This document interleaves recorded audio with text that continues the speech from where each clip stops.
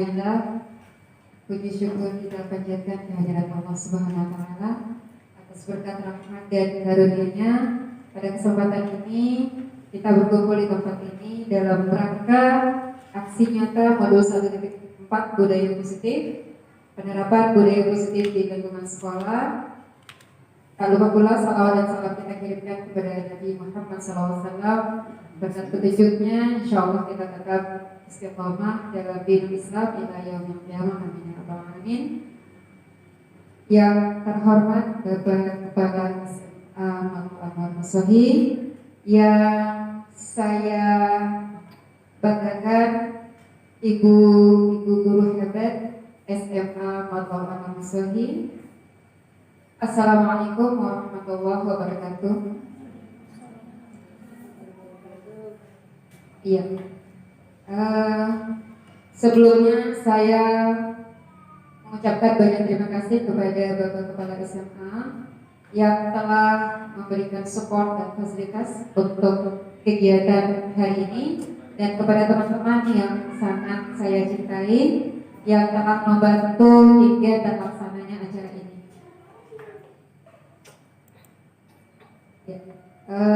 Mari sama-sama kita buka dengan membaca basmalah.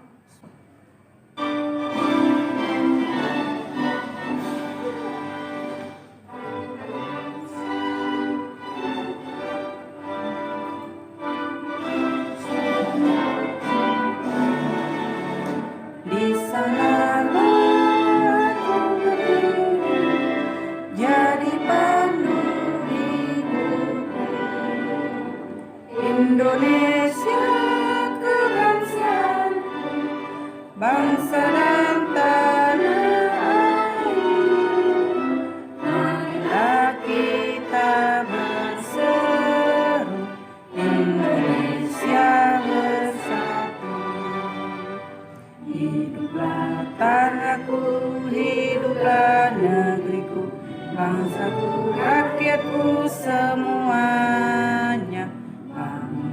Jiwanya, bangunlah badannya untuk Indonesia Raya.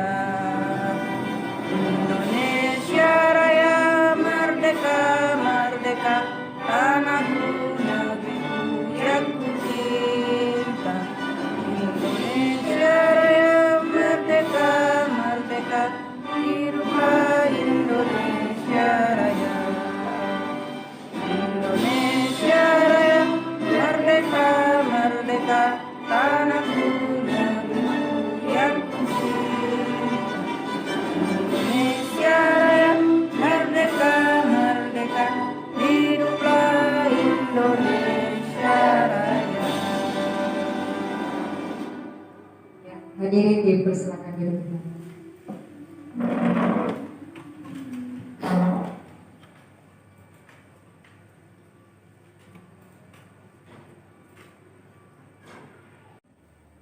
Bismillahirrahmanirrahim. Yang saya hormati Ibu Mensesnek Sarana Prasarana, yang saya hormati Ibu Dewan Guru, yang saya hormati mahasiswa PIP2 Siti Dr. Masohi, yang saya hormati dan saya banggakan PIP Angkatan 9 Ibu Husna Joko. Assalamualaikum warahmatullahi wabarakatuh. Waalaikumsalam warahmatullahi wabarakatuh. Alhamdulillah, marilah inti-intinya kita memanjatkan puji dan syukur dari Allah Subhanahu wa Ta'ala karena atas limpahan rahmat dan hidayahnya kepada kita sekalian, sehingga pada siang hari ini kita masih diberikan kekuatan dan kesehatan untuk menjalankan aktivitas kita sebagai pendidik. Tak lupa pula kita selalu mengucapkan salawat dan salam kepada kita uswatul hasanah Nabi Muhammad SAW yang telah berhasil menghijrahkan manusia dari alam jahiliyah menuju ke alam yang terang benderang. Mengawali apa yang bisa saya sampaikan pada kegiatan aksi aksi nyata modul 1 dan 4 tentang budaya positif dan relevannya di lingkungan sekolah, bahwa selaku pimpinan satuan pendidikan dan merupakan salah satu penjabaran dari visi dan misi sekolah, maka sudah barang itu pimpinan satuan pendidikan terus mendorong kepada para gurunya, terkhusus bagi TGP, dalam rangka mengembangkan potensi dari guru-guru.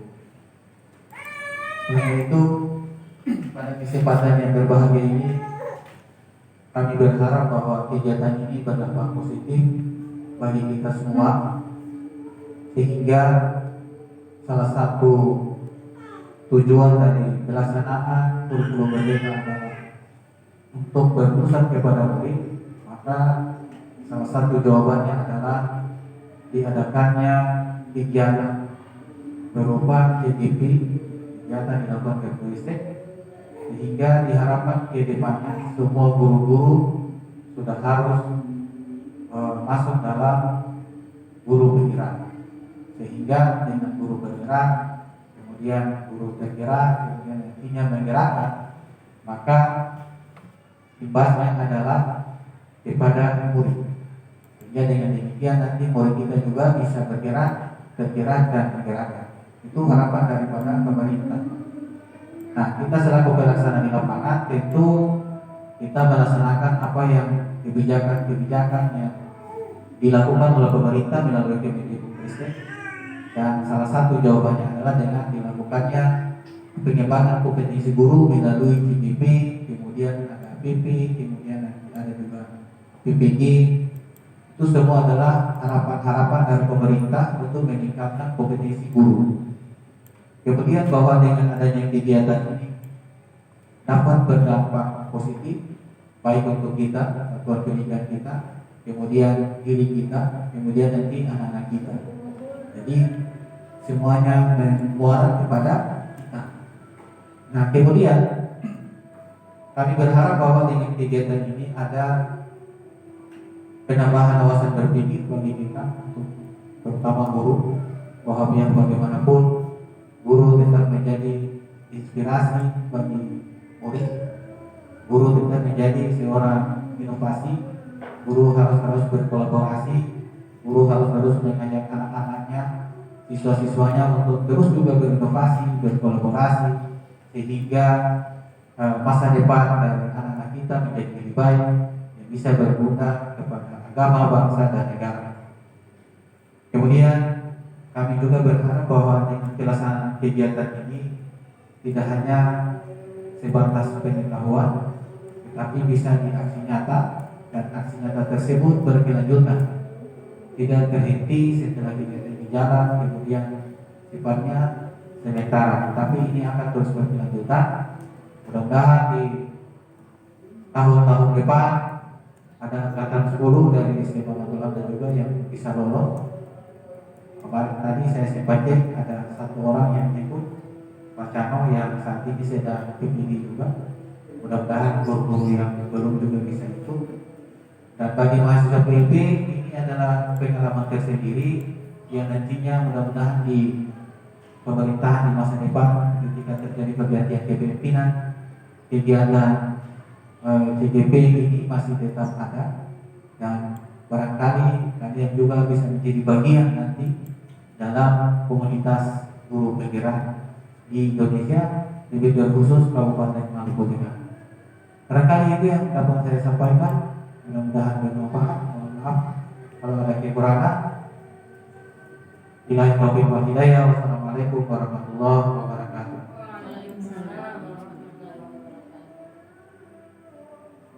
Ya, terima kasih Bapak Kepala Sekolah yang telah memberikan arahan sekaligus memberi support pada kesempatan ini.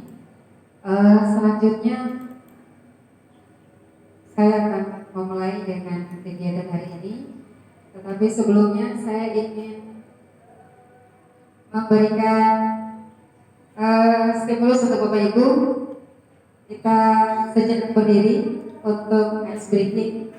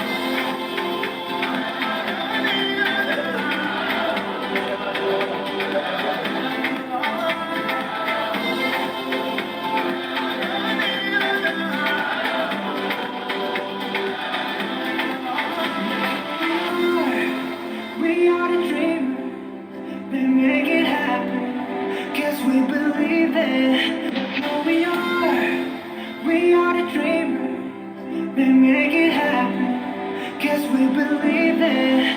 Look who we are. We are the dreamers. We make it happen. 'Cause we can see it. It's to the one that keep the passion. Respect. Oh yeah. It's to the one that can imagine. Respect. Oh yeah.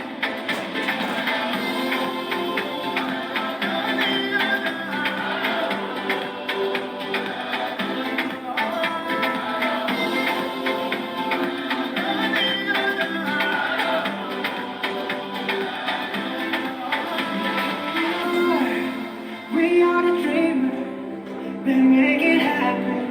Guess we believe it.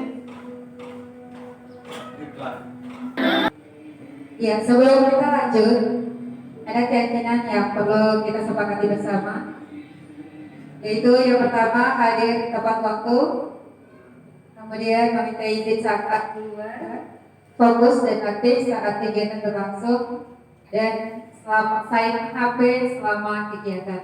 Bagaimana Bapak Ibu, sepakat? Sepakat. Sepakat ya? Oke, terima kasih. Lanjut. Iya. Kegiatan ini dilaksanakan dengan latar belakang mewujudkan budaya positif di lingkungan sekolah pada SMA Maulana Masohi melalui kebiasaan disiplin positif yang akan mengembangkan karakter murid sesuai dengan profil belajar Pancasila. Ini sesuai dengan visi SMA Maulana Gerbar, yaitu menjadikan satuan pendidikan yang merdeka berdasarkan profil belajar Pancasila. Kemudian tujuannya, dengan kegiatan ini bertujuan murid dapat bertanggung jawab atas segala tindakan yang dilakukan. Yang kedua, murid lebih bisa menghargai dirinya dan segala potensinya. Ketiga, murid belajar menjadi seorang pemimpin dan budaya disiplin positif oleh seluruh warga sekolah.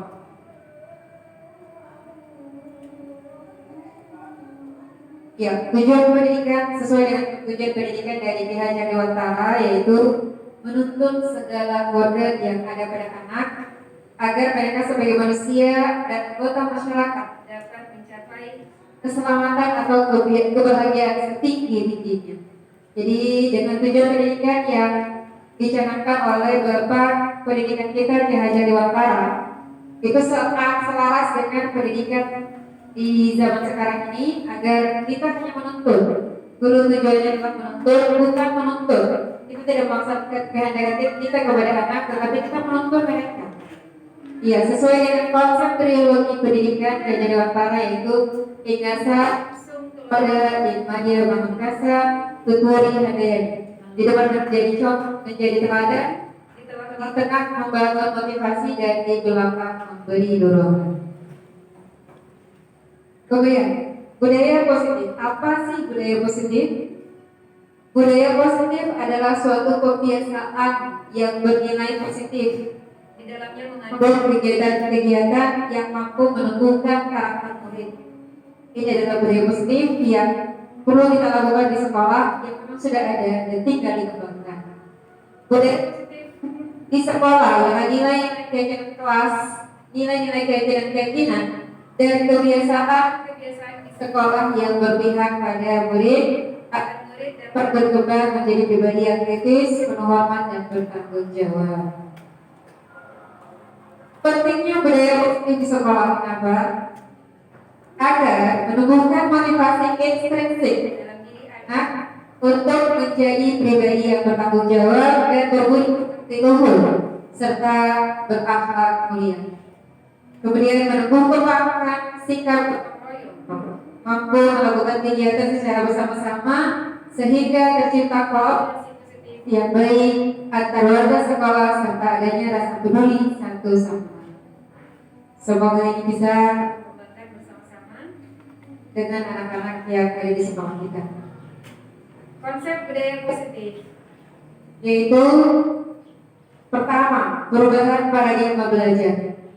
Kedua, disiplin positif. Ketiga, motivasi perilaku manusia. Keempat, kebutuhan dasar manusia. Kelima, posisi kontrol. Keenam, keyakinan kelas. Dan Ketujuh, segitiga restitusi. Ya, kita lihat satu persatu tentang yang pertama. Ayo, untuk budaya positif, sumbernya adalah tentang standar pendidikan nasional lingkungan yang positif sangat diperlukan agar pembelajaran yang terjadi adalah pembelajaran yang berpihak pada murid sebagaimana tertuang dalam standar proses pada standar nasional pendidikan pasal 12, yaitu 1. Pelaksanaan pembelajaran sebagaimana dimaksud dalam pasal 10 ayat 2 pada huruf B diselenggarakan dalam suasana belajar yang A. Interaktif, B. Inspiratif, C. Menyenangkan, D. Menantang, E. Memotivasi peserta didik untuk berpartisipasi aktif, dan memberikan ruang yang cukup bagi prakarsa, kreativitas, kemandirian sesuai dengan bakat, minat, dan perkembangan fisik serta psikologis peserta didik. Yang pertama, kegiatan paradigma belajar. Apa itu kegiatan paradigma belajar? Paradigma adalah pemahaman kita dalam melaksanakan pembelajaran. Bagaimana pembelajaran itu bisa menjadi lebih baik dari waktu. Kita simak kegiatan kasus yang ada pada kegiatan pertama. Ini kegiatan memantik. Anda dan teman Anda ini sudah dilakukan. Anda dan teman Anda akan melakukan permainan coba terbuka. Anda adalah A, Anda dalam kompakan satu rekan Anda. Coba Anda bayangkan bahwa Anda menyimpan sesuatu yang sangat berharga di dalam kepalan tangan Anda. Anda perlu menjaga sekuat tenaga. Sekuat tenaga Anda akan begitu pentingnya untuk kehidupan Anda. Tugas rekan Anda si B adalah mencoba dengan segala cara untuk membuka kepala tangan Anda. Anda bersedia membuka kepala tangan Anda. Saya meminta 2 orang untuk berpartisipasi terhadap kasus ini. Ibu dengan Ibu Siti. Ya, silakan dipraktekkan terhadap 2 kasus itu. Ya, silakan boleh merayu dengan memberikan segala cara. Kemudian boleh juga merayu dengan uang, menggelistik dengan segala cara. Silakan berkomunikasi yang baik dan kita lihat tekniknya seperti apa.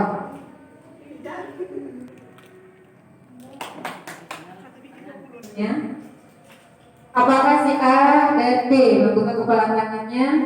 Kemudian sesungguhnya siapa yang mengendali atau kontrol untuk membuka kepala tangan temannya?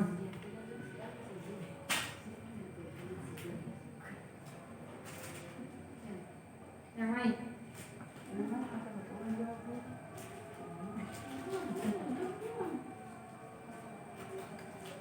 Silakan. Ya, terima kasih atas waktu yang diberikan. Kalau menurut saya, tadi si A yang memegang kepala tangan, kemudian si B adalah yang berusaha membuka.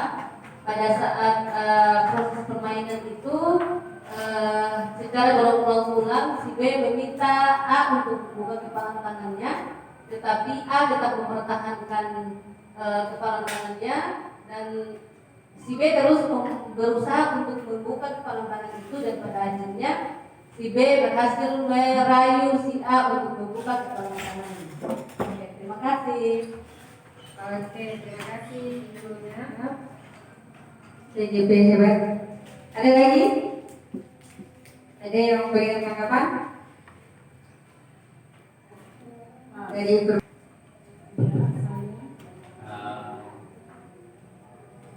kalau saya itu kesimpulan dari gerakan yang tadi ditampilkan oleh dua ibu tadi, bahwa sebenarnya si ibu yang kepala tangan itu dia lebih berhak membuka atau menutup. Jadi ketika dirayu oleh teman si B dan ibu B itu ibu A tadi sebenarnya karena mungkin tergiur dengan rayuan dari ibu si B, akhirnya kepala tangannya tadi dibuka, tapi sebenarnya semua dikembalikan ke ibu si A tadi. Seperti itu. ya, Oke, terima kasih Pak Cahno. Jawaban yang ada variatif itu tergantung dari kita. Yang pertama, membuka dengan menutup dari yang si pemegang. Apakah A ingin membuka, mempertahankan, sedangkan yang B siap untuk merayu. Silakan dengan segala rayuan yang dia punya, segala rayuan yang dia berikan. Kalaupun yang rayuannya itu menggoda, maka bisa jadi ya pemegang kendali bisa tergoda dan memberikan apa yang terjadi. Iya, ini adalah definisi dari psikiater William Glasser dalam kontrol teori kontrol yang berusaha berbagai konsepsi, yaitu ada beberapa di antaranya ilusi guru mengontrol murid, kemudian ilusi bahwa semua perbuatan positif bujukan efektif itu bermanfaat, dan ketiga ilusi bahwa kritik dan membuat orang merasa bersalah dapat menguatkan karakter, kemudian ilusi bahwa orang dewasa memiliki hak untuk memaksa. Jadi kadang kalau anak kecil yang dipaksa berarti kadang dia takut karena mungkin merasa yang membujuk adalah orang besar. Ya, ilusi guru mengontrol murid. Ini kita bahas satu persatu. Ya, bahwa pada dasarnya kita tidak dapat memaksa murid untuk berbuat sesuatu jika murid memilih untuk tidak melakukannya. Jadi sama halnya di dalam kelas, jika siswa tidak ingin melakukan sesuatu, kita tidak perlu maksa. Bahkan kita harus meminta dia untuk memberikan alasan kenapa dia tidak ingin melakukannya. Kita harus memberikan pendekatan psikologis kepada peserta didik agar kita dapat menemukan mungkin ada masalah yang ada pada diri. Kemudian ilusi bahwa positif, efektif dan bermanfaat. Pengaruh positif atau bujukan adalah bentuk-bentuk kontrol yang mempengaruhi murid agar mengulangi suatu perilaku tertentu. Tetapi dalam jangka waktu tertentu kemungkinan murid akan menyadari apa yang telah dilakukannya.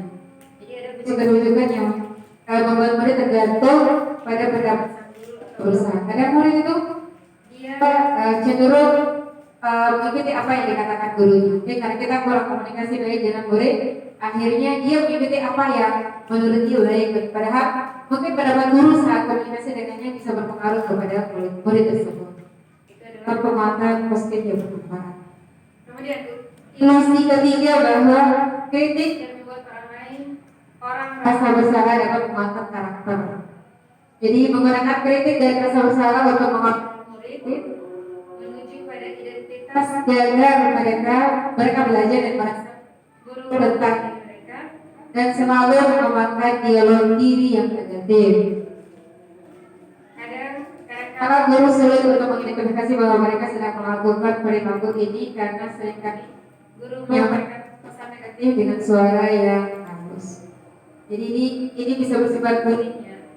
Karena kita melakukannya halus tetapi itu negatif yang kita katakan. Jadi memang budaya positif itu tidak bisa menggunakan kata-kata negatif terhadap murid. Walaupun memang kenyataannya seperti itu. Tetapi sebisa mungkin kita menjadi teladan bagi murid-murid kita.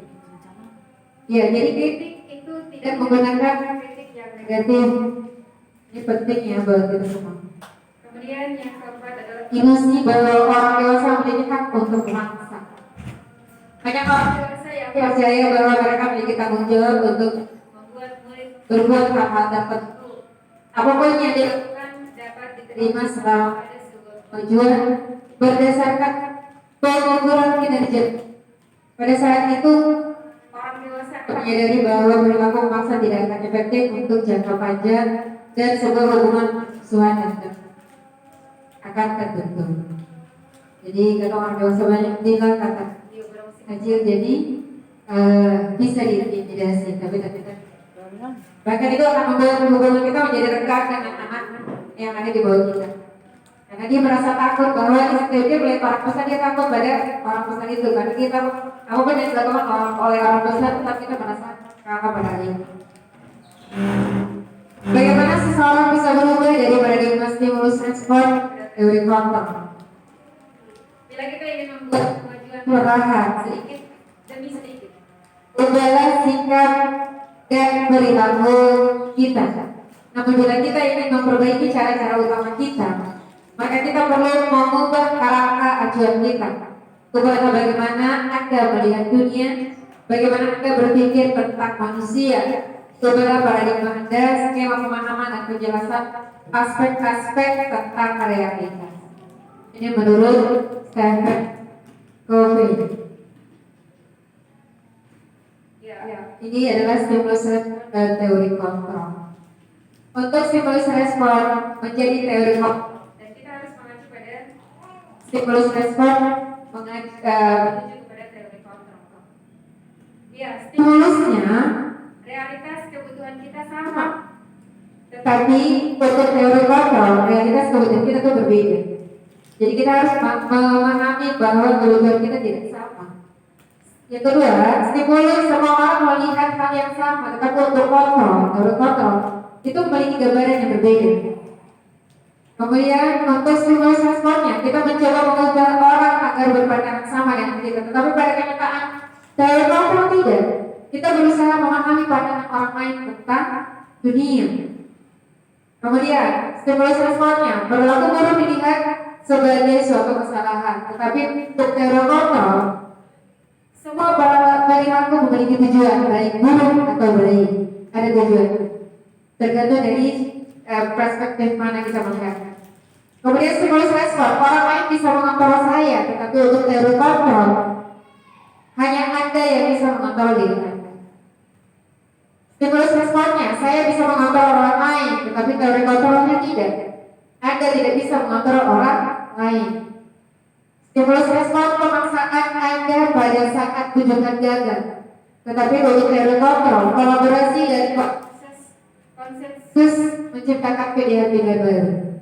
Stimulus respon baru berpikir memang menang dan kalah, tetapi untuk teori kontrol model berpikir menang-menang. Jadi dalam teori kontrol kita harus penguasanya ada pada kita. Yang kedua adalah disiplin positif. Makna kata disiplin, sesuatu yang dilakukan oleh seseorang pada orang lain untuk mendapatkan kepatuhan. Ini adalah disiplin positif. Tujuannya apa? Tujuannya adalah menanamkan motivasi intrinsik pada murid-murid untuk menjadi orang yang mereka inginkan dan menghargai diri sendiri dengan nilai-nilai yang mereka percaya. Apa itu motivasi intrinsik? Motivasi intrinsik adalah motivasi dari dalam diri tanpa ada paksaan dari orang lain. Jadi disiplin itu mengembangkan pemahaman kepada mereka bahwa ini disiplin yang harus kita ikuti. Di mana ada karakter, ada kemerdekaan, disitulah harus ada disiplin yang kuat. Sesungguhnya disiplin itu bersifat self-discipline, yaitu kita sendiri yang menunjukkan kita dengan sekelas-kelasnya. Tetapi sama saja, sebab jika kita tidak cakap melakukan self-disiplin, wajib penguasa dan wajiblah penguasa lain mendisiplinkan diri kita. Jadi kalau kita tidak mendisiplinkan diri kita sendiri, maka ada orang, ada oknum yang akan mendisiplinkan diri kita. Jadi sebisa mungkin memahami tentang disiplin positif ini. Menciptakan murid yang merdeka, syarat utamanya harus ada disiplin diri yang kuat dan memiliki motivasi internal, motivasi dari dalam diri. Jika kita tidak memiliki motivasi internal, maka kita memerlukan pihak lain untuk mendisiplinkan kita, atau kita memiliki motivasi eksternal. Disiplin diri mengajarkan kita bagaimana mengontrol diri dan bagaimana menguasai diri untuk memilih tindakan dan bertanggung jawab terhadap apa yang dilakukan dengan berdasarkan nilai-nilai kebajikan universal. Bapak Ibu, untuk motivasi internal dan eksternal, disiplin positif yang ada di sekolah kira-kira menurut Bapak Ibu ada di lingkungan kita atau tidak? Dari sekian banyak yang telah kita lakukan, sekian banyak aturan yang telah kita tetapkan, ada menurut Bapak Ibu disiplin positif yang ada pada anak motivasi intrinsik yang motivasi eksternal dan internal kira-kira ada tidak di diri anak kita? Ada pastinya Ibu. Ya, sebelum kita menguatkan disiplin positif ini, perlu kita melihat sejauh mana siswa kita memiliki motivasi tersebut.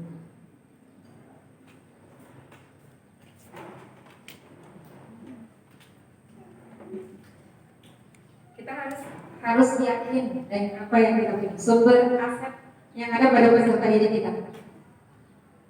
Ya, terima kasih Ibu. Izin. Nah, kalau bertanya tentang motivasi dari peserta, motivasi itu kan terdiri atas dua, motivasi internal dan motivasi eksternal. Jadi kalau berbicara tentang motivasi yang ada dalam peserta didik kita, sudah pasti motivasi internalnya itu ada. Karena motivasi internal itu dari diri mereka sendiri dulu. Kalau berikutnya, kalau ada dia tidak memiliki motivasi internal, selanjutnya nanti mungkin membutuhkan pihak-pihak lain yang bisa memotivasi dia agar nantinya dia dapat melakukan budaya-budaya positif. Tapi budaya positivitas sebenarnya sudah ditanamkan, harusnya sudah bisa ditanamkan dari lingkungan terkecil, yaitu dalam keluarga. Sehingga ketika nanti dia berada pada lingkungan sekolah, budaya positif yang sudah ditanamkan dalam keluarga itu dengan sendirinya dapat dia lakukan. Dengan begitu, murid atau peserta didik itu sudah memiliki motivasi internal di dalam diri dari mereka masing-masing.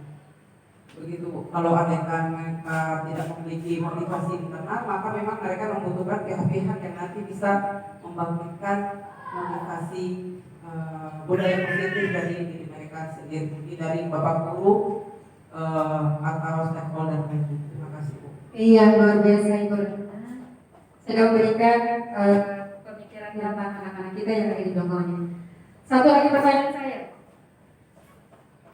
kendala apa yang Bapak Ibu guru temui di dalam melihat motivasi internal maupun eksternal murid? Apa tantangan yang Bapak Ibu hadapi? Silakan. Iya, tantangan maupun kendala. Saat melihat dalam menerapkan budaya positif, kita melihat ada motivasi internal dan motivasi eksternal dari diri mereka. Ada motivasi yang tadi sudah disampaikan, ada motivasi, tetapi perlu penguatan dari orang tua selaku pendidikan dari awal, kemudian selaku dari kita. Kira-kira apa yang Bapak Ibu mengalami kendala apa dalam melihat motivasi yang ada pada diri mereka? Silakan. Adakah kendalanya menurut Bapak Ibu? Iya, terima kasih atas waktu yang diberikan. Kalau menurut saya sejauh ini kita melihat anak-anak kita ada yang memiliki motivasi dalam diri, tapi ada juga yang tidak memiliki motivasi dalam diri. Anak-anak Mungkin itu menurut saya Bu. Terima kasih. Iya, luar biasa, kita beri aplaus untuk Ibu guru-guru hebat yang Iya, ternyata ada masalah di dalam menimbulkan motivasi internal maupun eksternal mereka. Kemudian ada juga tantangannya adalah dari segi lingkungan, kemudian upaya dalam melakukannya adalah dengan memberikan pendekatan persuasif kepada mereka, baik kepada mereka pribadi maupun kepada keluarga mereka. Luar biasa. Iya, nilai-nilai kebajikan universal. Di dalam disiplin positif terdapat nilai-nilai kebajikan universal, yaitu apa itu nilai kebajikan? Nilai kebajikan universal merupakan nilai-nilai kebajikan yang disepakati bersama, lepas dari suku, bangsa, bahasa, agama maupun latar belakang serta tujuan mulia yang dicapai oleh setiap manusia. Itu adalah nilai-nilai kebajikan. Nilai kebajikan universal meliputi hal seperti keadilan, tanggung jawab, kejujuran, bersyukur, lurus hati, berprinsip, integritas, kasih sayang, rajin, komitmen, percaya diri, kesabaran, dan masih banyak lagi. Jadi nilai-nilai ini yang perlu kita timbulkan kepada mereka, yang perlu kita tanamkan kepada mereka agar nantinya muncul motivasi internal dari diri mereka, karena sudah ada nilai-nilai yang kita tanamkan kepada mereka. Iya, ini ada berbagai macam nilai-nilai kebajikan yang perlu kita terapkan. Jadi bukan cuma berapa tadi, tetapi ada banyak, dan masih banyak nilai-nilai kebajikan yang perlu kita gali dari mereka. Sudah ada di dalam diri mereka, tinggal bagaimana kita menumbuhkan nilai-nilai itu dalam diri mereka. Ya, sepakat Bapak Ibu? Oke, terima kasih. Yang ketiga adalah motivasi perilaku manusia. Dari dosen dalam bukunya Restructuring School Discipline menyatakan ada tiga alasan motivasi perilaku manusia. Yang pertama, untuk menghindari ketidaknyamanan atau hukuman. Ini adalah tingkat terendah dari motivasi perilaku manusia. Biasanya orang yang motivasi perilakunya untuk menghindari hukuman atau ketidaknyamanan akan bertanya apa yang akan terjadi apabila saya tidak melakukan. Ini pertanyaan yang paling rendah ya. Sebenarnya mereka sedang menghindari masalah yang mungkin muncul dan berpengaruh pada mereka secara fisik, psikologis maupun tidak terpenuhinya kebutuhan mereka bila mereka tidak melakukan tindakan tersebut. Ini kita temui banyak di dalam siswa kita. Ibu guru, kalau saya tidak melakukannya, apa risikonya? Jadi mereka mengadakan tawar-menawar dulu dengan kita. Kemudian yang kedua, untuk mendapatkan imbalan atau penghargaan dari orang lain. Ini juga seringnya satu tingkat di atas motivasi yang pertama. Di sini orang berperilaku untuk mendapatkan imbalan atau penghargaan dari orang lain. Orang dengan motivasi ini akan bertanya apa yang akan saya dapatkan apabila saya melakukannya. Mereka melakukan sebuah tindakan untuk mendapatkan pujian dari orang lain yang menurut mereka penting dan mereka letakkan dalam dunia berkualitas mereka. Mereka juga melakukan sesuatu untuk mendapatkan hadiah, pengakuan, dan lain-lain. Ini seringnya. Karena kita juga memberi apresiasi kepada siswa. Siapa yang bisa jawab, ibu guru kasih. Dan mereka semangat dalam melakukan. Yang ketiga adalah untuk menjadi orang yang mereka inginkan dan menghargai diri sendiri dengan nilai-nilai yang mereka percaya. Orang dengan motivasi ini akan bertanya, akan menjadi orang yang seperti apa bila saya melakukannya. Jadi ini tingkatnya lebih tinggi. Mereka melakukan sesuatu karena nilai-nilai yang mereka yakini dan hargai, dan mereka melakukannya karena mereka ingin menjadi orang yang melakukan nilai-nilai yang mereka yakini tersebut. Ini adalah motivasi yang akan membuat seseorang memiliki disiplin positif, karena motivasi berperilakunya bersifat internal.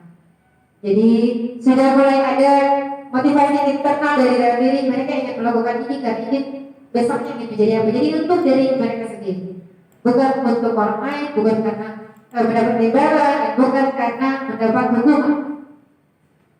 Oke, hukuman dan penghargaan. Iya, ada hukuman dan penghargaan. Di sini ada sebuah kasus. Iva kurang menguasai pelajaran matematika, sehingga pada saat pelajaran tersebut berlangsung, dia lebih banyak berdiam diri atau menggambar di buku pelajarannya. Pada saat guru matematikanya, Pak Seno, menanyakan pertanyaan, Iva menjadi gugup dan tak sengaja menjatuhkan tasnya dari kursi, serta tiba-tiba menjadi gagap pada saat berupaya menjawab. Seluruh kelas pun tertawa melihat perilaku Iva yang bicara tergagap dan terkejut tersebut.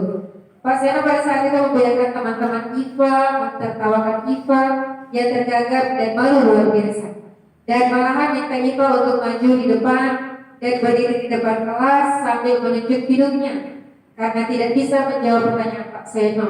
Kelas semakin gaduh dan anak-anak pun tertawa melihat Iva di depan kelas memegang ujung hidungnya. Jawablah kedua pertanyaan ini. Yang pertama, apakah Anda setuju dengan tindakan Pak Seno terhadap Iva? Kenapa? Yang kedua, menurut Anda tindakan Pak Seno terhadap Iva adalah sebuah hukuman atau konsekuensi? Mengapa? Silakan Bapak Ibu yang bersedia menjawab pertanyaan pertama, silakan.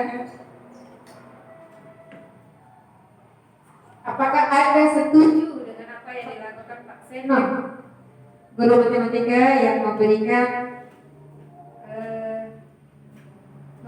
teman-temannya mentertawainya?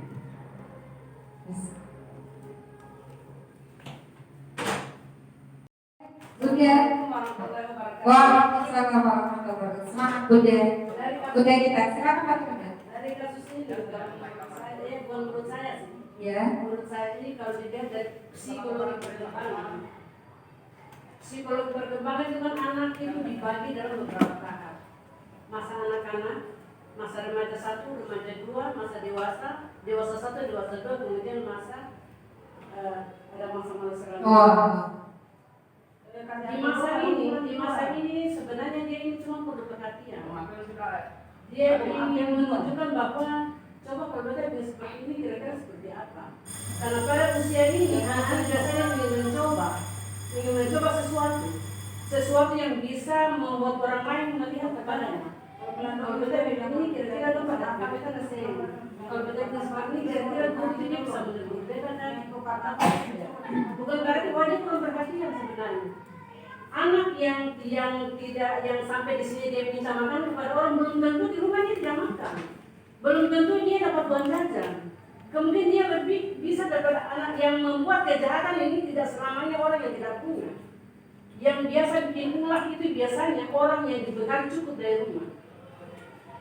Karena usia anak dari SMP kelas 1 SMP kelas 3 sampai dengan SMA kelas 2 itu di situ dia mengalami perkembangan hormon yang sangat signifikan sekali.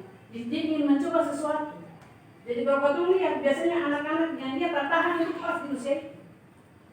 Yang kadang-kadang ada yang sekolahnya tidak lanjut, kemudian ada yang menikah. Itu biasanya justru karena anak ini mereka sampai kepada puncak untuk mencoba sesuatu yang sangat riskan, yang sangat berbahaya bagi dia, tapi dia tidak tahu itu bahaya. Jadi itu hanya dia memerlukan perhatian sebenarnya. Kira-kira dia diperhatikan, sehingga di rumah dia sudah tidak diperhatikan. Kira-kira kalau kita bila-bila di sekolah dia tidak diperhatikan. Seperti itu. Wow, luar biasa. Kita akan dulu untuk Bunda. Ya, ini adalah kebutuhan dasar yang ada pada manusia. Jadi dengan kasus yang ada kita bisa mengetahui bahwa apakah anak ini dia memang butuh untuk makan karena di rumahnya tidak dipenuhi kebutuhan makannya, ataukah anak ini hanya ingin membutuhkan perhatian, membutuhkan kasih sayang karena di rumahnya dia tidak mendapatkan kasih sayang dan perhatian itu dari keluarga. Oke, kita lihat ini adalah 5 kebutuhan dasar manusia yang harus kita penuhi. Yang pertama adalah kebutuhan bertahan hidup. Yang kedua kasih sayang dan rasa diterima. Yang ketiga adalah penguasaan. Keempat, kesenangan, dan yang kelima adalah kebebasan. Ini kebutuhan yang tak terbantahkan yang harus kita penuhi. Dan pada kasus Ibu Amba tadi itu ada kebutuhan yang terwakili di sini, yaitu kebutuhan untuk bertahan hidup. Kemudian kebutuhan kasih sayang dan rasa ingin diterima oleh orang lain. Ya, ini kebutuhan yang memang perlu kita lakukan untuk sebagai manusia. Ini kebutuhan dasar hidup.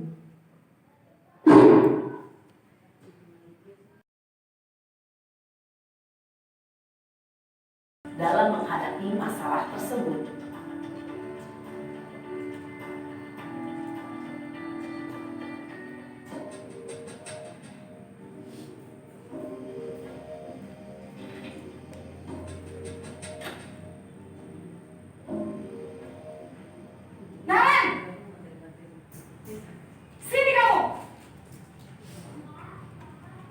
Selamat pagi, Bu.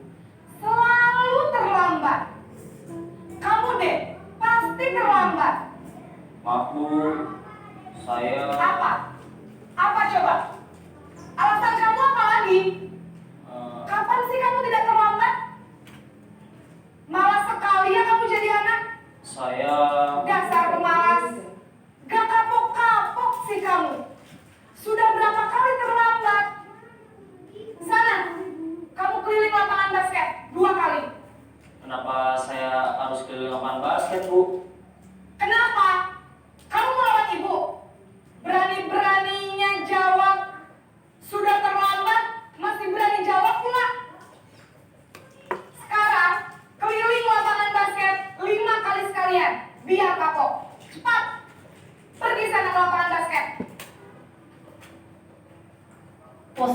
penghukum biasanya berbicara dengan nada tinggi, menghardik, menunjuk-nunjuk, menyakiti, dan menyindir.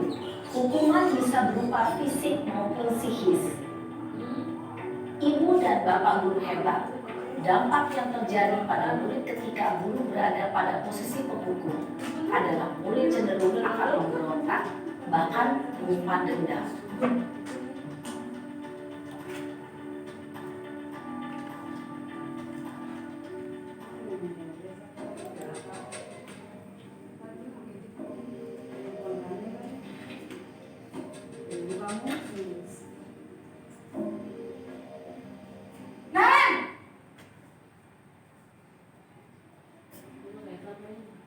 Selamat pagi, Bu.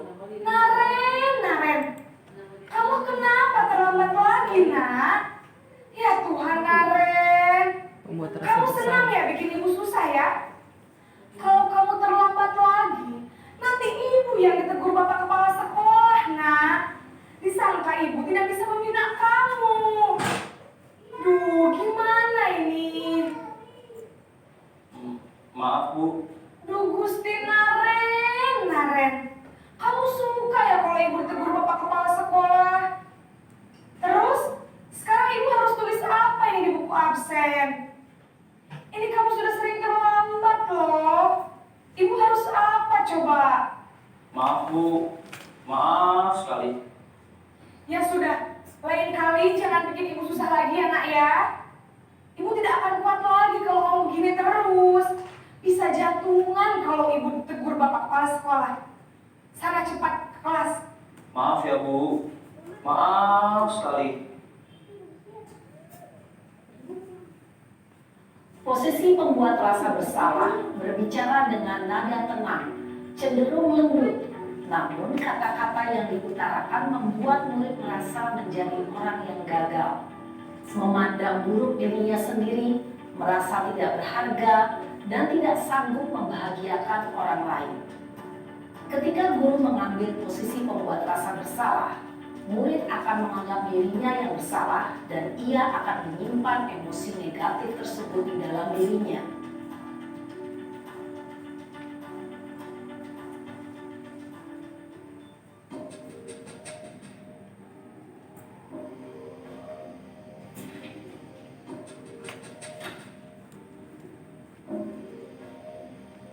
Naren! Ini Abi dulu, ini Abi. Selamat pagi, Bu. Wah, sudah jam berapa ini nak? Terlambat lagi ya sayang. Iya, Bu.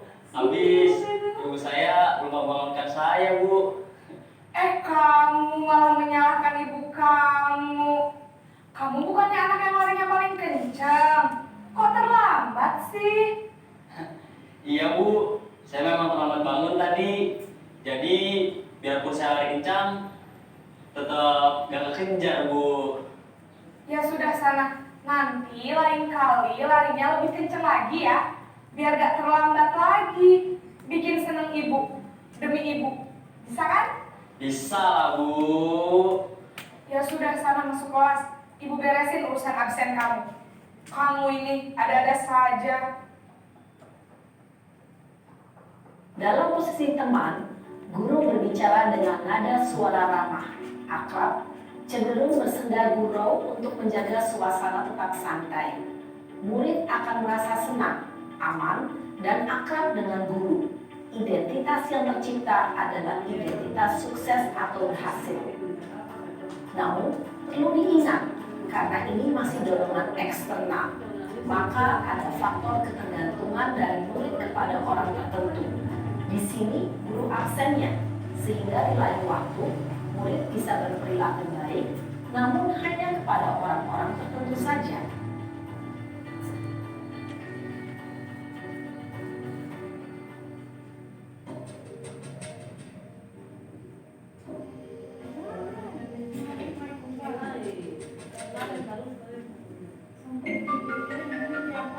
Naren! Halo. Selamat pagi, Bu. Naren, apa peraturan sekolah kita tentang jam berapa kita harus masuk sekolah, nak? di sekolah jam 7, Bu. Iya betul, sekarang sudah jam 7.20. Naren sudah tahu konsekuensinya jika terlambat hadir. Paham, Bu. Saya harus tinggal kelas pas jam istirahat selama 20 menit. Iya benar, konsekuensinya demikian. Jadi nanti jam 9.30 pas istirahat, kamu harus tinggal di kelas, kerjakan tugas tambahan untuk ketertinggalan kamu, ya? Baik, Bu. Posisi pemantau mengandalkan penghitungan atau data untuk mengontrol murid. Guru mengarahkan murid berdasarkan peraturan dan konsekuensi. Seorang pemantau menunjukkan bahasa tubuh dan ekspresi wajah yang datar dan cenderung formal.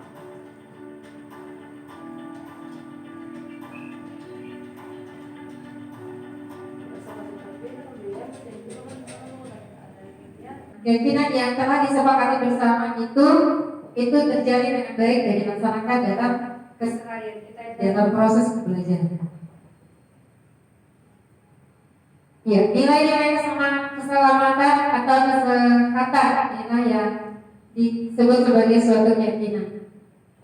Nilai-nilai kebajikan, prinsip-prinsip universal yang disepakati bersama secara universal terlepas dari latar belakang suku, agama maupun latar belakang ekonomi maupun kehidupan kita. Membuat keyakinan kelas menurut dosen, suatu keyakinan akan lebih memotivasi seseorang dari dalam atau motivasi secara intrinsik. Seseorang akan lebih tergerak dan bersemangat untuk menjalankan keyakinannya daripada hanya sekedar mengikuti serangkaian peraturan. Anak-anak diajak untuk membuat keyakinan kelas yang melibatkan mereka dalam membuat kesepakatan yang terjadi antara mereka dengan wali kelasnya atau dengan guru mata pelajarannya di sekolah.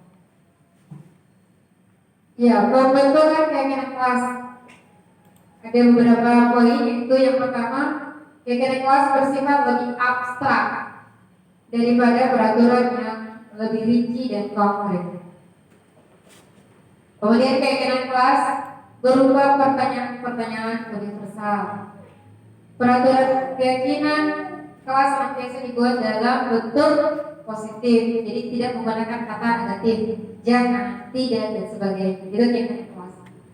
Kemudian keyakinan kelas akannya tidak terlalu banyak sehingga mudah diingat dan dipahami oleh warga kelas.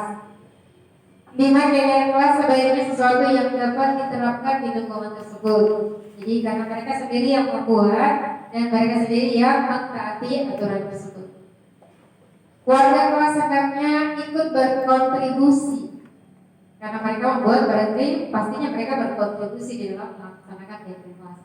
Bersedia meninjau kembali keyakinan kelas dari waktu ke waktu. Jika ada yang tidak beres dalam pembuatan keyakinan kelas, bisa direvisi sewaktu-waktu dengan guru mata pelajaran maupun dengan wali kelas. Ya, perhatikan tabel ini, ada peraturan,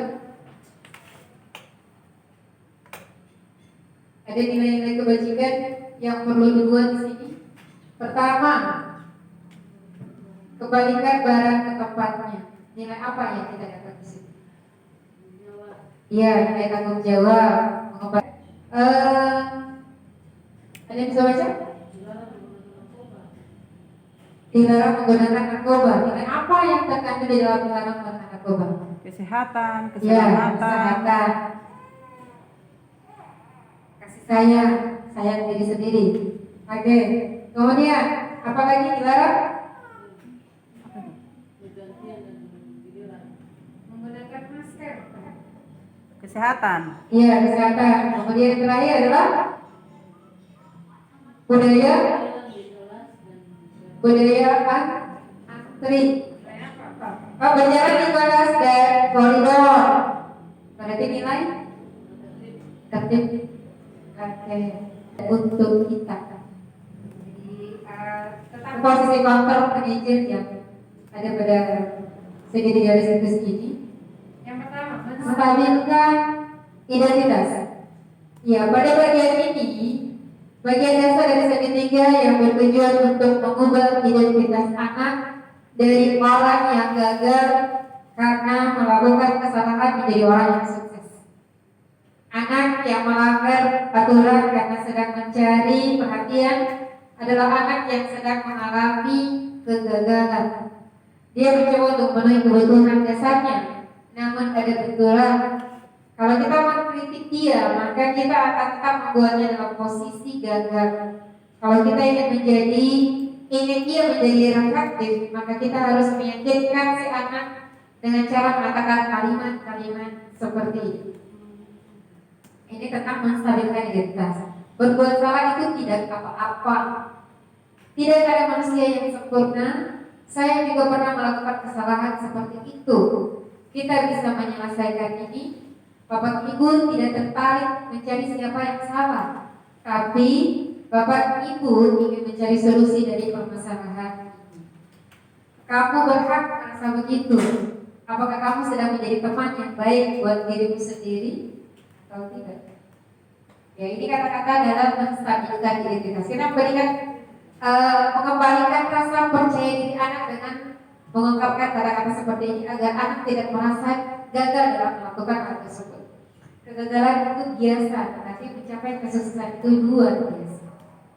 Yang kedua, validasi tindakan yang salah.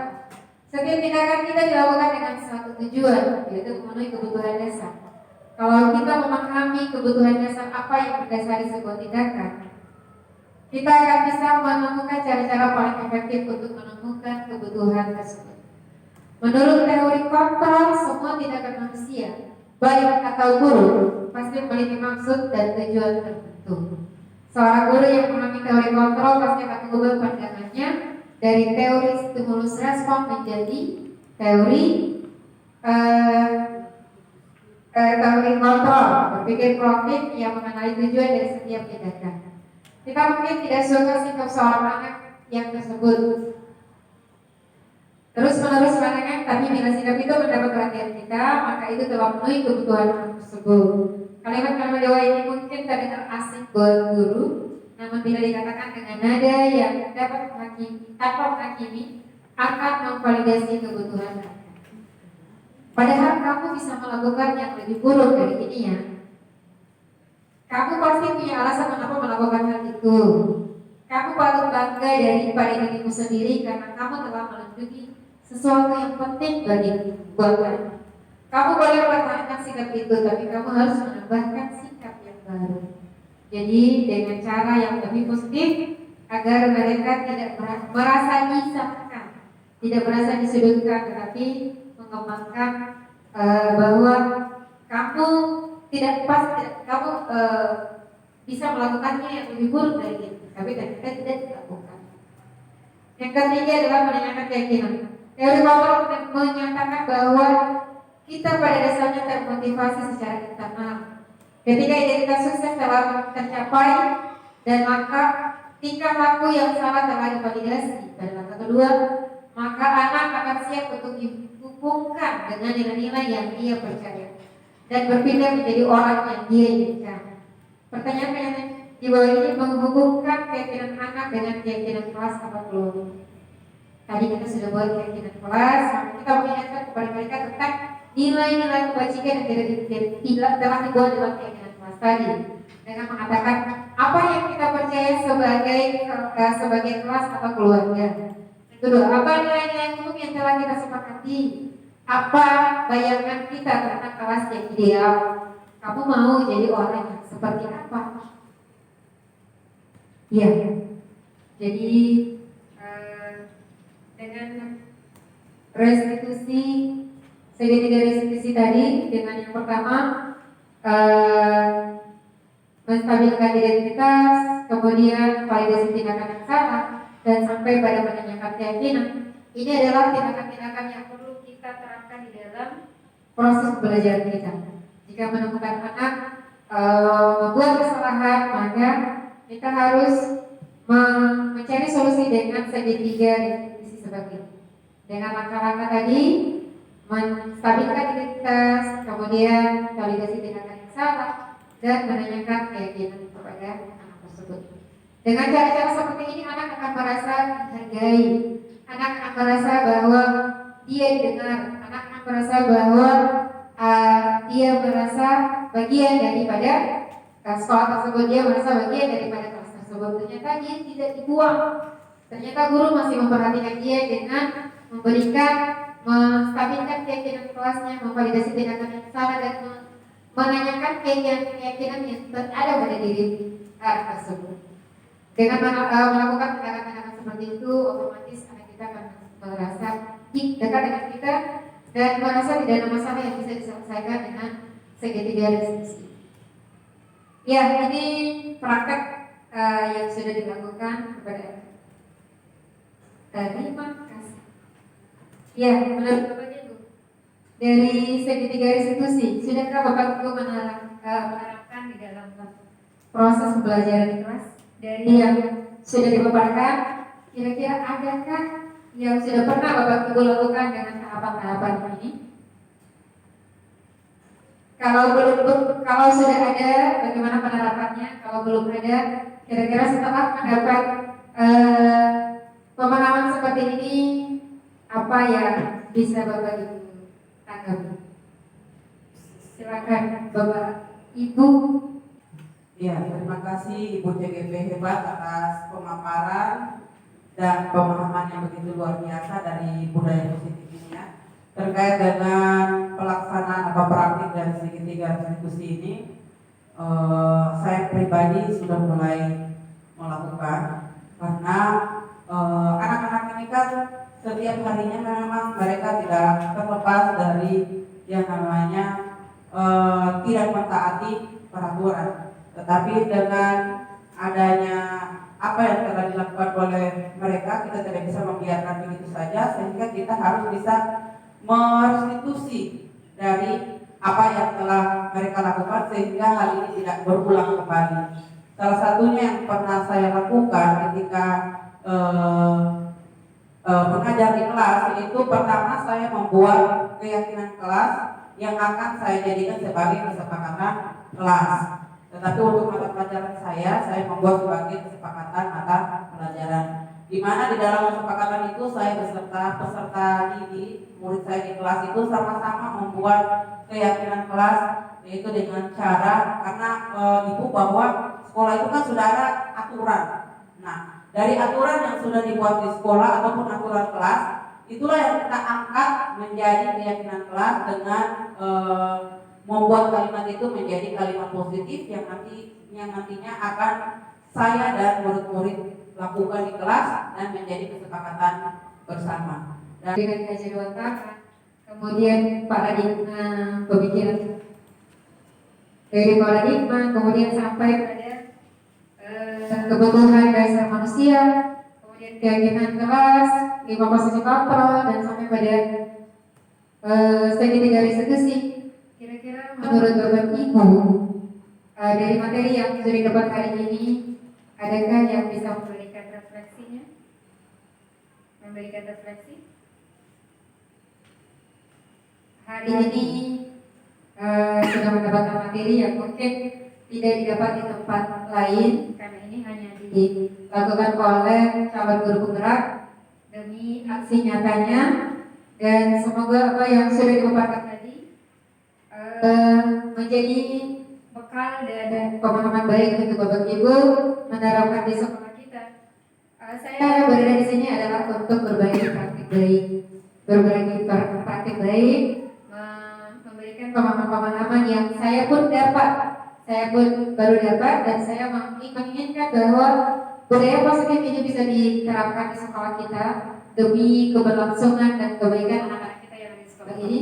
Kepada ibu-ibu juga yang baru bergabung, semoga ini menjadi bekal menjadi bekal buat nanti ibu-ibu kembali ke tempatnya masing-masing, kemudian mendapat pemahaman baru dan bisa diterapkan di kelas di sekolah yang nantinya akan menjadi sekolah idaman ibu-ibu.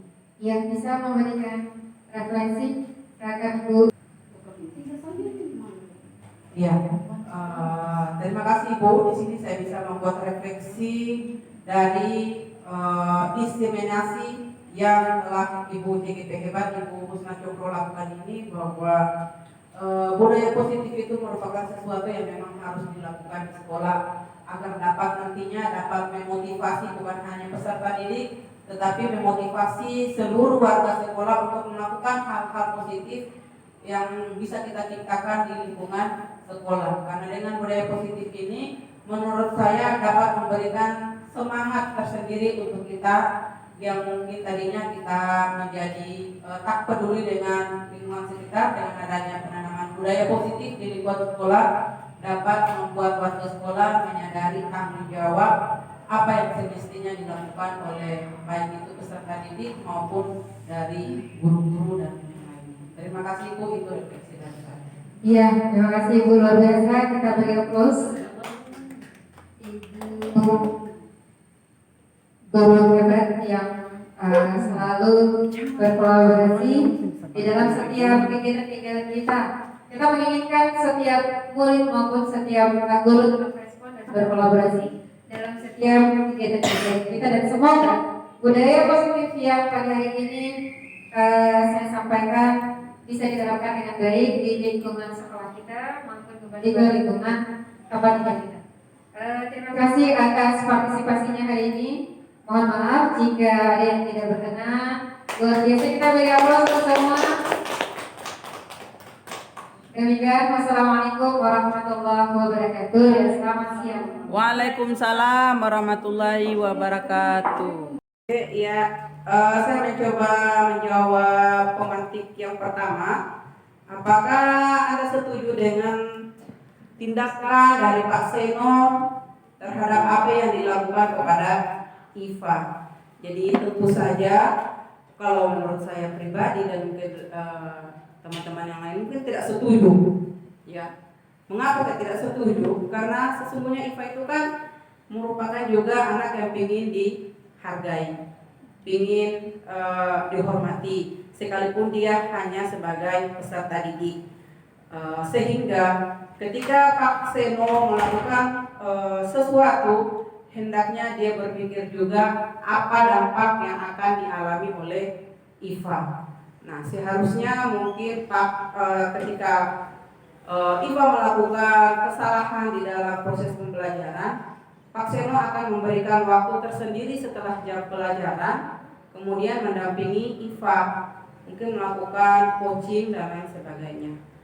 Dan membentuk karakter agar lebih kuat di dalam melakukan hal-hal kesehariannya. Jadi bisa dibedakan mana hukuman, mana konsekuensi, dan mana restitusi. Ada perbedaan hukuman dan konsekuensi. Mohon diperhatikan. Hukuman yaitu sesuatu yang menyakitkan harus terjadi. Sedangkan konsekuensi sesuatu itu memang harus terjadi. Kemudian hukuman membuat anak sakit baik fisik maupun hati untuk jangka waktu yang lama. Konsekuensi membuat anak merasa tidak nyaman dalam jangka waktu yang baik-baik. Jadi kalau hukuman dia akan menyimpan sesuatu itu sampai kapanpun, sedangkan konsekuensi karena diberikan konsekuensi dia akan dengan cepat dalam jangka yang pendek dia pasti tidak nyaman akan diperbaiki. Kemudian hukuman anak membenci kedisiplinan karena tadi hukuman tadi. Yang untuk konsekuensi anak menghargai disiplin. Hukuman adalah paksaan, kemudian konsekuensi adalah stimulus dan tanggapan. Hukuman mendorong anak menyakiti diri sendiri. Misalnya Bapak kasih push up dia, Bapak kasih dia duduk sampai berjam-jam. Ya, konsekuensinya konsep diri yang lebih baik. Hukuman anak belajar untuk menyembunyikan kesalahan, sedangkan konsekuensi anak belajar untuk mematuhi peraturan. Hukuman marah, rasa bersalah, dipermalukan, merasa tidak dihargai, sedangkan konsekuensi kehilangan hak, dibuat tidak nyaman, diasingkan untuk sementara. Okay. Let's do exercise. Ayo kita latihan.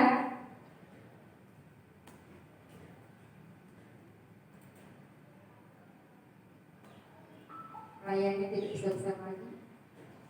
Kelihatan Bapak Ibu? Silakan Bapak Ibu jawab. Mencatat 100 kali di dalam buku kalimat saya tidak akan terlambat lagi karena terlambat ke sekolah. Itu hukuman atau konsekuensi? Hukuman. Oke, baik. Luar biasa. Yang kedua, lari mengelilingi lapangan basket 2 kali karena terlambat hadir di sekolah. Hukuman atau konsekuensi? Hukuman. Hukuman. Luar biasa. Ada benar. Yang ketiga, membersihkan coretan yang dibuatnya di meja tulis. Hukuman atau konsekuensi? Konsekuensi. Ada benar. Luar biasa. Yang keempat, murid diminta untuk push up 15 kali karena tidak menggunakan masker ke sekolah. Hukuman atau konsekuensi? Hukuman. Ya, oke. Yang keenam, menggantikan kertas tugas teman yang telah dicoret-coret. Hukuman atau konsekuensi? Konsekuensi. Konsekuensi luar biasa. Ketujuh, berjemur di lapangan basket pada pukul 12.00 siang karena mengobrol dengan teman. Hukuman konsekuensi? Hukuman. Hukuman luar biasa. Selanjutnya, murid diminta bertelanjang kaki sepanjang hari karena tidak menggunakan sepatu warna hitam sesuai peraturan sekolah.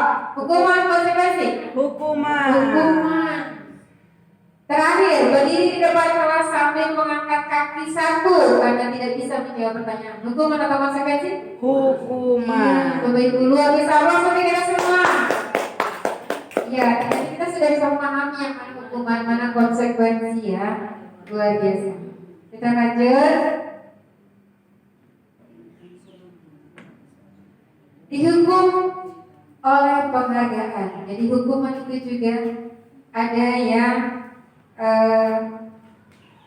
membuat kita menjadi terburuk, ada juga membuat kita menjadi senang, ada juga membuat kita menjadi termotivasi. Ya, ada beberapa hukuman. Yang pertama, dihukum oleh penghargaan. Ibu Anas, ini kasus Ibu Anas guru kelas 2 SD mendapatkan masalah. Murid-muridnya tidak bisa tertib berdiri antri di depan pintu kelas dan selalu berebutan masuk ke dalam kelas setelah jam istirahat usai. Ini tentunya sangat mengganggu proses pelajaran di mana kelas tidak dapat mulai tepat waktu karena Ibu Anas sibuk menenangkan murid-muridnya untuk waktu yang cukup lama. Akhirnya Ibu Anas berpikir cepat dan mengandalkan stiker bintang. Setiap murid-muridnya yang akan masuk ke kelas usai jam istirahat, Bu Anas akan mengiming-iming murid-muridnya dengan stiker bintang. Siapa yang dapat berdiri lurus dan berbaris rapi antri di depan pintu dapat bintang dari Ibu Anas. Sebagian besar murid-muridnya menyambut tantangan tersebut dan langsung berdiri rapi di depan kelas agar mendapatkan stiker bintang tersebut. Hal ini terus dilakukan Bu Anas selama beberapa minggu. Karena juga berhasil membuat murid-muridnya berdiri rapi antri di depan pintu. Sampai pada suatu saat Bu Anas sakit dan terpaksa digantikan Pak Heru. Pak Heru tidak mengetahui tentang stiker bintang dan benar saja pada saat mau masuk ke kelas usai jam istirahat, murid-murid kelas 2 kembali berebutan masuk kelas. Apa yang terjadi dan mengapa? Pertanyaannya, 1. Berdasarkan teori motivasi yang telah dipahami sebelumnya, kira-kira apa motivasi murid-murid kelas 2 untuk bersedia berdiri antri sebelum masuk kelas? Yang kedua, adakah cara lain agar murid-murid kelas 2 bersedia antri di depan kelas tanpa diberi penghargaan stiker bintang?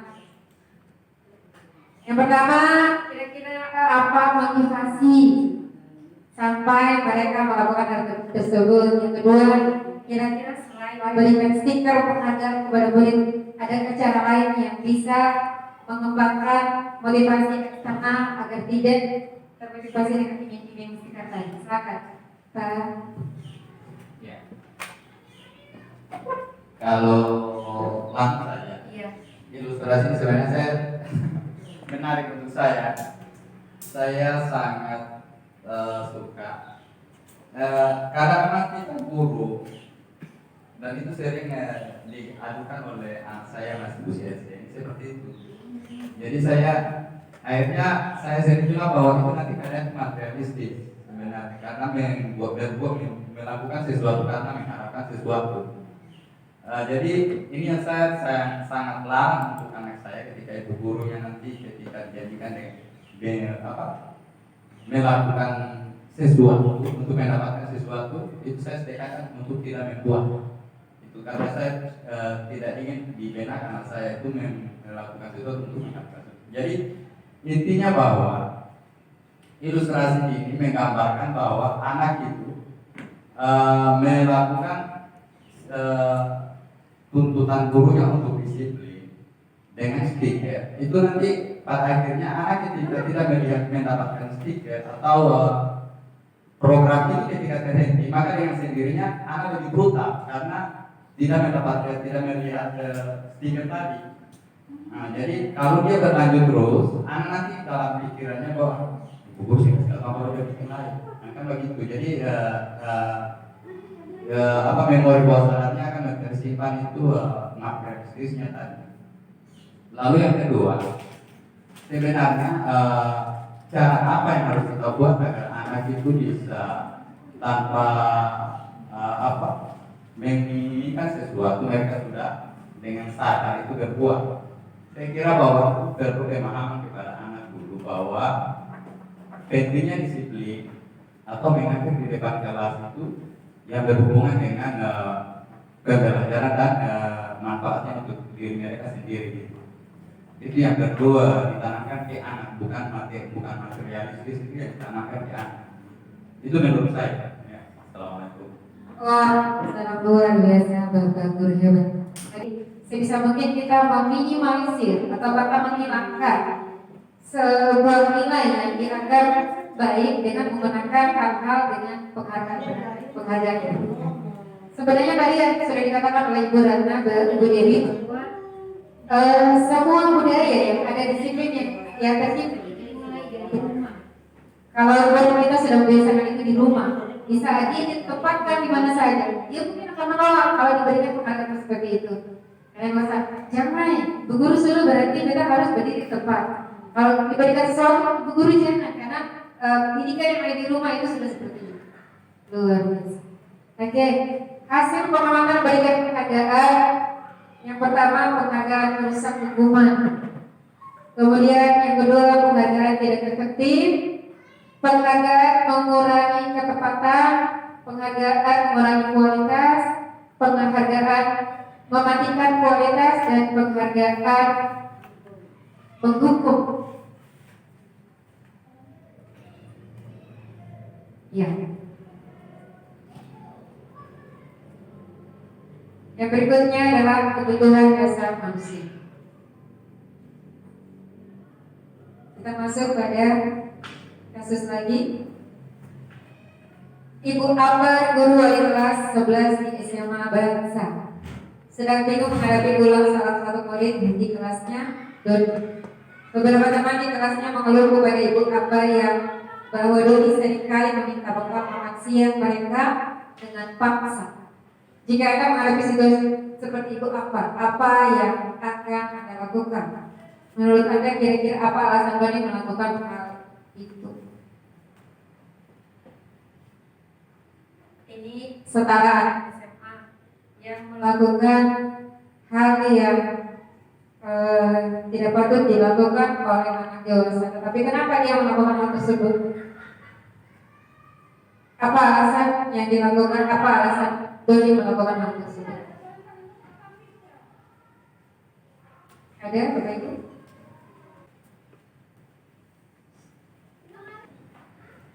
Ya, oke. Untuk kasus dari Doni ini, menurut saya Doni ini dia berupaya memenuhi kebutuhannya untuk bertahan hidup.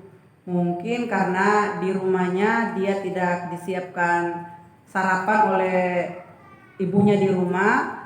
Begitu juga dengan dia mungkin tidak dibekali dengan uang jajan, sehingga ketika di kelas itu dia berusaha nanti meminta-minta atau mengambil bekal-bekal dari teman-teman mereka.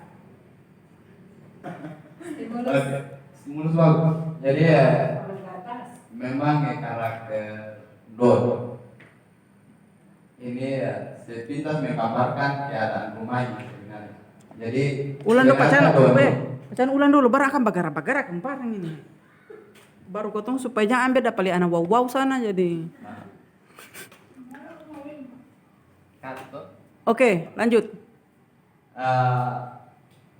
Menurut saya dari ilustrasi kasus Doni tersebut, ini menunjukkan sebenarnya situasi Doni di rumah, di mana menggambarkan bahwa Doni sebenarnya dia kurang mendapat perhatian dari orang tuanya, menyangkut dengan persiapan dia ke sekolah. Jadi secara mentalitas dan fisiologinya Doni itu memang sebenarnya sudah tertekan dari rumah, sehingga ketika sampai di sekolah karena merasa bahwa teman-temannya itu punya apa yang dibutuhkan di sekolah, misalkan bekal, uang jajan, sehingga merasa bahwa dia itu bukan merupakan bagian daripada kelas itu. Dia merasa disisihkan seperti itu karena tadi dari awalnya kurang ada persiapan dari rumah, sehingga di kelas dia melampiaskan perasaan itu kepada teman-temannya, seakan-akan butuh diperhatikan. Karakter yang dia tampilkan seperti itu. Itu mungkin dari saya seperti itu. Jadi dia hanya mengharapkan perhatian sebenarnya. Terima kasih.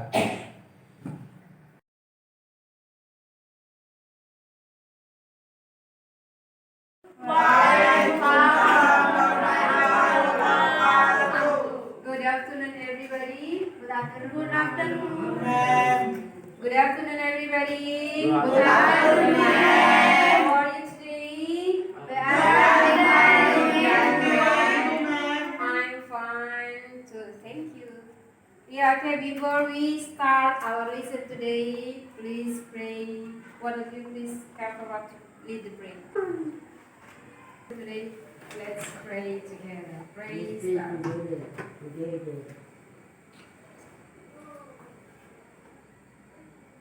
Finish. Ya, oke. Sebelum kita mulai pembelajaran hari ini, oke, ada keyakinan kelas yang perlu kita buat supaya tidak terjadi hal-hal yang tidak diinginkan oleh baik ibu maupun baik kalian. Karena kesepakatan merupakan keyakinan kelas yang dibuat bersama. Ada yang tahu apa itu keyakinan kelas? Apa itu keyakinan kelas? Kesepakatan. Terus yang disepakati oleh anggota kelas kami. Disepakati oleh teman-teman semua, oleh warga kelas. Oke. Ibu guru akan memberikan secari kertas. Silakan menuliskan keyakinan kelas menurut kalian. Paham? Setelah itu boleh ditempelkan dan kita jadikan keyakinan kelas. Boleh menambahkan videonya? Silakan. Nah, apa keyakinan kelas? Kalau keyakinan kelas itu dibuat, ya boleh tambahkan. Karena keyakinan kelas itu dari kalian untuk kalian. Keyakinan kelas itu dari kalian untuk kalian. Silakan tulis. Nanti boleh tulis. Ada yang menambahkan kelas? Ya, silakan tulis keyakinan kelas. Kalau nanti keyakinan kelas dari. Silakan. Yang di belakang kali buat. Apa keyakinan kelas yang kita buat? Ya, tertulis masuk. Dapat waktu dan menjaga ketertiban kelas. Oke, yang berikutnya siapa? Adik silakan deh. Dilarang main handphone saat ukuran diterangkan dan dibahas tepat waktu. Iya, dilarang main handphone. Kita tadi sudah sepakat tidak dengan kata bijaknya. Berarti kalau dilarang main handphone bisa dibuat dengan kata bijaknya apa? Tidak menggunakan HP, kecuali saat dibutuhkan. Jika dibutuhkan, ya kecuali diizinkan. Oke, menggunakan HP boleh HP saat dibutuhkan. Oke, terus apa lagi? Lanjut. Masuk tepat waktu sudah ada yang namanya. Mereka sejak itu sudah masuk dari tidak itu. Oke, terima kasih. Next. Sarah, silakan. Harus diam saat guru mengajar penjelasan. Oke, harus diam saat guru mengajar penjelasan. Berarti pakai kata yang satu. Fokus saat itu, saat guru menerangkan, boleh ya? Oke, kita pakai kata yang fokus saat pembelajaran, boleh. Eli? Nanti bisa dikategorikan mengumpul tugas tepat pada waktunya, boleh? Boleh. Ya. Ini kan sanksinya. Kalau tidak mengumpulkan tugas, tidak sanksinya. Seperti tadi saya katakan, mengumpulkan tugas tepat waktu. Oke, next. Yang kelima, silakan. Silakan sini sudah ada. Ada guru yang sedang menjadi. Oke, berarti hargai, saling hargai ya, saling menjaga kebersihan apa? Kelas yang ini kita lagi belum pasti. Oke, lanjut. Oke, menjaga kelas. Berarti ada sebuah komentarnya. Ke kelas. Oke, lanjut. Oke, masuk sudah ada disiplin sopan. Kita bisa pakai dalam budaya 5. Apa itu, Mas? Sopan, santun, tertib, senyum, salam. Kalau Mas adalah salam, senyum, sapa, salam, sopan, santun. Kita masuk dalam budaya 5. Silakan, di barang berikut saya sudah mengajar. Dari kita yang wakil kata berikut. Finish. Yeah, thank you so much. Wassalamualaikum warahmatullahi wabarakatuh. See you next time. Waalaikumsalam warahmatullahi wabarakatuh.